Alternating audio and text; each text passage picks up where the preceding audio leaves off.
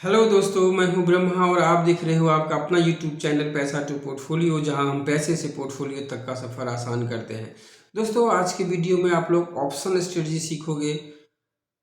Super trend based ये strategy है। Super trend के हिसाब से हम आवरली चार्ट के ऊपर हम एंट्री और एग्जिट डिसाइड करेंगे। सुपर ट्रेंड के हिसाब से ही हम ट्रेंड डिसाइड करेंगे और उसी के आधार पे हम कॉल साइड या पुट साइड पोजीशन बनाएंगे। चार्ट के ऊपर आके मैं आपको एंट्री रूल, एग्जिट रूल सब एक्सप्लेन करता हूँ। उससे पहले ऑप्स्ट्रा स्ट्रेटजी बिल्डर पे चल के मैं आपको एक्सप्लेन करता हूँ कि हमें पोजीशन जो बनानी है वो क्या बनानी है, कौन सी स्ट्रेटजी डिप्लॉय करनी है। तो इसमें हम ऑप्स्ट्रा के ऊपर स्ट्रेटजी बिल्डर के ऊपर आ गए हैं और यहाँ से हमने ऑप्शन चेन पे क्लिक किया है। और अभी हम ये एग्जांपल के लिए निफ्टी ले लेते हैं और ये 25 नवंबर की एक्सपायरी, हमें मंथली एक्सपायरी में काम करना है, इसमें वीकली एक्सपायरी में काम नहीं करना है। निफ्टी, सेंसेक्स, बैंक निफ्टी सब पे काम करता है। ये तीनों में से किसी भी पे कर सकते हैं या तीनों पे ही कर सकते हैं, कोई इशू नहीं है इसमें। इसमें अभी निफ्टी के एग्जांपल देखते हैं। निफ्टी अभी करंट में है 25,492.30 दिखा रहा है यहाँ पे। तो ये 25,500 पे निफ्टी है। तो हम इसमें क्रेडिट स्पीड डिप्लॉय करेंगे। क्रेडिट स्पीड दोस्तों, एक एट द मनी की हमें ऑप्शन सेल करनी है, कॉल सेल करनी है या पुट सेल करनी है। ये जब मैं टेक्निकल चार्ट के ऊपर आऊँगा तो मैं एक्सप्लेन करूँगा कि हमारा व्यू क्या है, मार्केट की ऊपर जाने का व्यू है या मार्केट नीचे जाने का व्यू है। तो उसके हिसाब से हम कॉल सेल करेंगे, पुट सेल करेंगे, ये डिसाइड होगा। पहले अभी क्रेडिट स्पीड कैसे डिप्लॉय करते हैं वो समझ लेते हैं। सपोज कीजिए अभी निफ्टी 25,500 पे है और हमारा व्यू है बियरिश कि निफ्टी नीचे जाएगा। तो ऐसे में हम बियरिश कॉल स्पीड डिप्लॉय करेंगे। एट द मनी का कॉल बेच देंगे। 25,500 है एट द मनी, ये रहा 25,500 का कॉल। ये 291 रुपये 90 पैसे पे चल रहा है, इसको हमने एक लॉट सेल कर दिया है। और 300 पॉइंट आगे का आउट ऑफ द मनी का हम वापस बाई कर लेंगे। 25,500 का बेचा है तो 25,800 का हमने यहाँ पे बाई कर लिया है एक लॉट। और इस तरीके से हमने मंथली एक्सपायरी में क्रेडिट स्पीड डिप्लॉय किया है।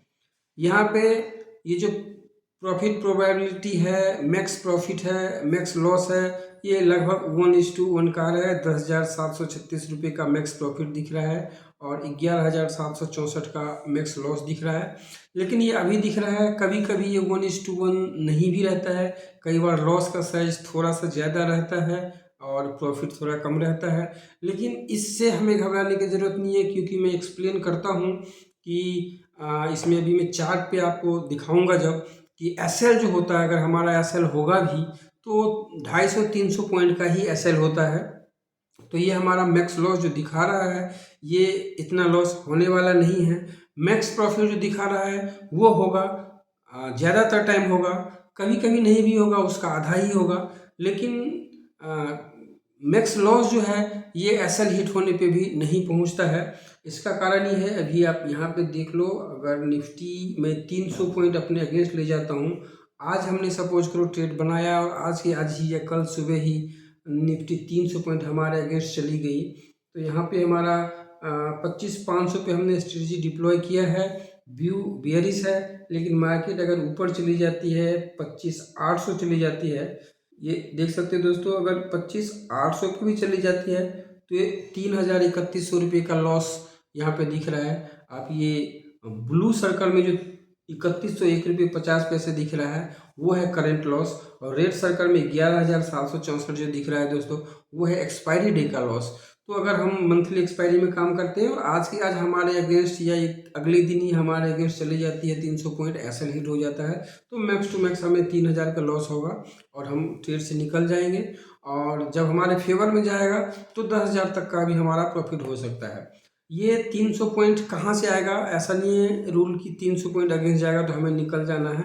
निकलना और एंट्री लेना दोनों ही हमें आवरली चार्ट के हिसाब से करना है।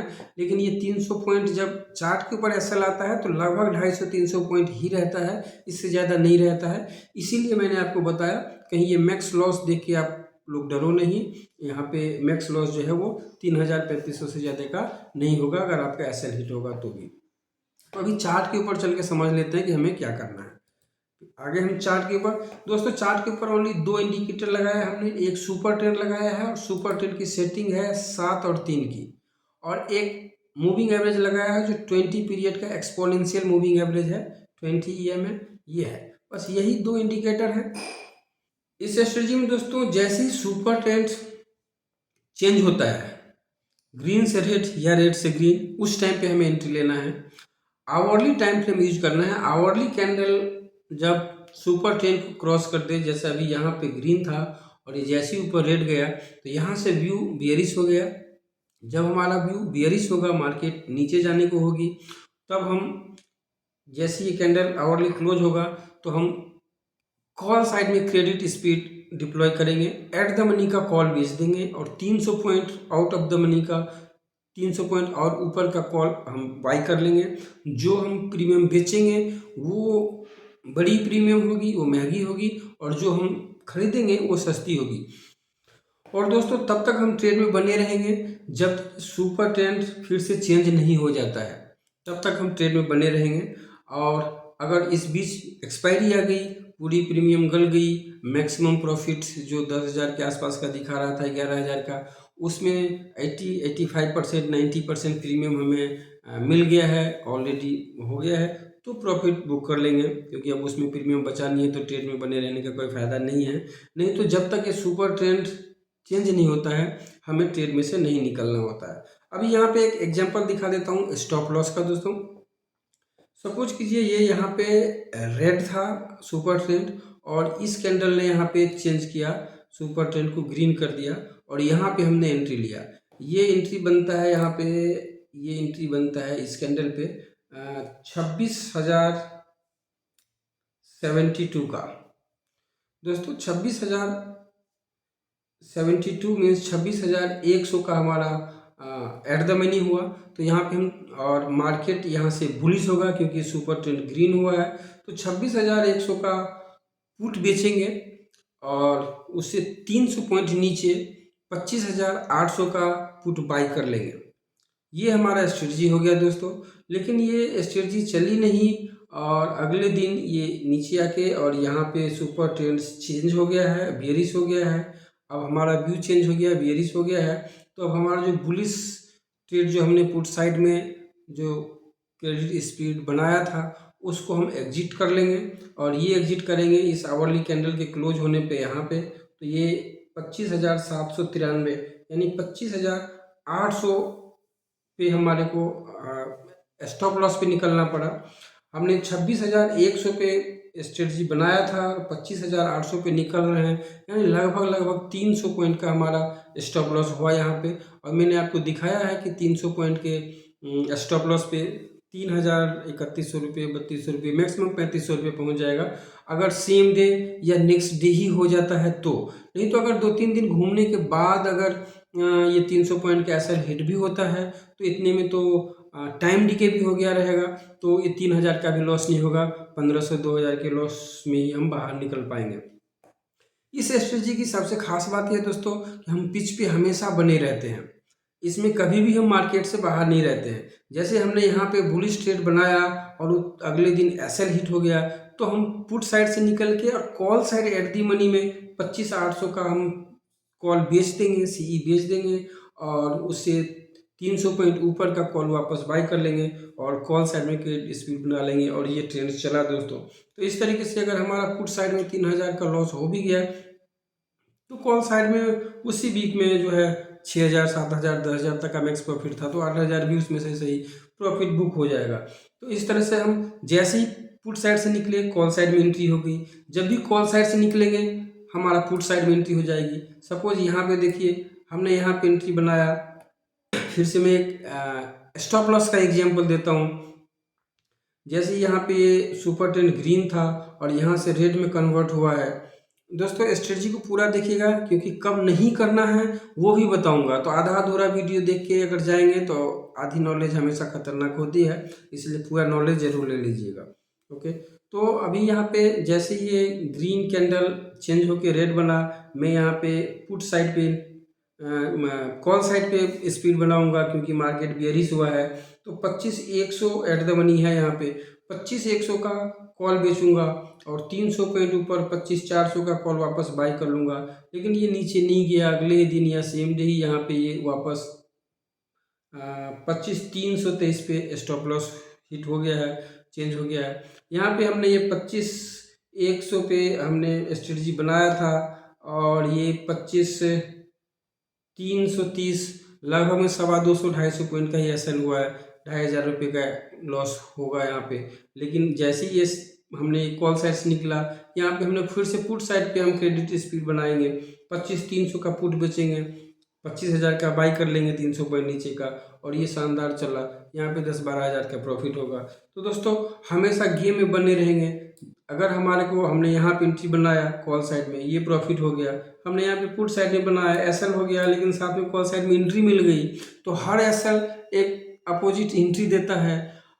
टारगेट पे निकल गए तो फिर हम सुपर ट्रेंड को टर्न होने का वेट करेंगे। तो दोस्तों आपने सुपर ट्रेंड के हिसाब से ही हमें एंट्री और एग्जिट करना है, ये तो समझ लिया। अब इसमें हमने 20 EMA भी लगाया है, इसका क्या रोल है ये भी जानना जरूरी है।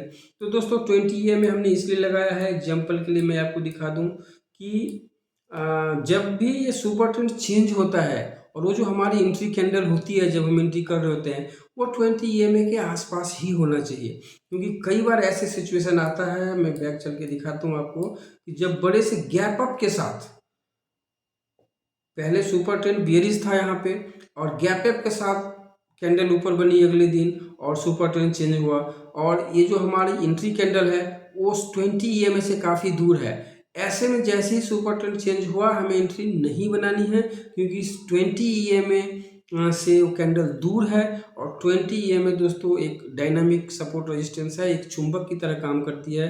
अगर 20 EMA से प्राइस ज़्यादा दूर चली जाती है तो रिट्रेस होकर 20 EMA तक जरूर आती है, ज़्यादातर आती है।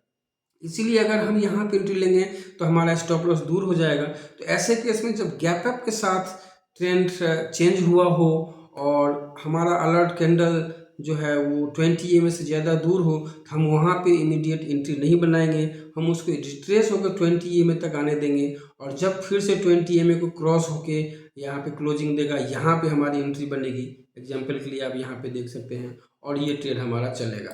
तो इस तरह से ये यूज है, 20 EMA का यूज हमें गैप अप गैप डाउन के टाइम पे काम आएगा। 20 EMA पे हमें नज़र रखनी है कि हमारी एंट्री कैंडल अलर्ट कैंडल उससे बहुत ज़्यादा दूर नहीं होना चाहिए। बाकी एंट्री और एग्जिट में मेनली सुपर ट्रेंड का ही रोल है, और हमारा पोजीशन हम हमेशा मार्केट में बने रहेंगे, पिच पे बने रहेंगे। और दोस्तों जो पिच पे बना रहता है वो कभी 1 रन बनाएगा, कभी 2 रन बनाएगा, कभी 6 भी लगेगा और कभी 4 भी लगेगा। तो रन तो बनेगा दोस्तों, बस आउट नहीं होना चाहिए, पिच पे बने रहना चाहिए। और ये स्ट्रेटजी यही है कि आपको पिच पे बना के रखेगी।